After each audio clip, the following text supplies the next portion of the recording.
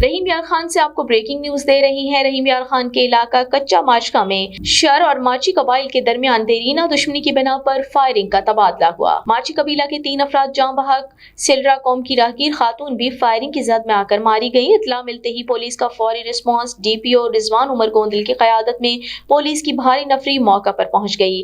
कार्रवाई में 3 डाकू मारे गए, रॉकेट लॉन्चर बरामद, 1 पुलिस एहलकार शहीद और 2 जख्मी हो गए। IG पंजाब डॉक्टर उस्मान अनवर का शहीद एहलकार कासिम को खराज अकीदत। तर्जुमान पुलिस के मुताबिक ASP सादकाबाद समेत सर्कल SHOs एलीट टीम कच्चा में DPO रिजवान उमर गोंदल की क़यादत में डाकुओं के खिलाफ कार्रवाई जारी रखे हुए है। डाकुओं के खिलाफ कार्रवाई में कांस्टेबल मोहम्मद कासिम शहीद जबकि आसिफ और अब्दुल रज़ाक जख्मी हुए। DPO रिजवान उमर गोंदल ने कहा, अमन अमान की सूरत हाल खराब करने वालों के खिलाफ आनी हाथों से निपटा जाएगा। पुलिस अपनी पेशा वराना जिम्मेदारियां पूरी करते हुए अवाम की जान और माल के तहफ़्फ़ुज़ को हर सूरत यकीनी बनाएगी। पुलिस बख्तरबंद गाड़ियों, जदीद असलहा और बुलंद मोराल के साथ डाकुओं के खिलाफ कार्रवाई जारी रखे हुए है।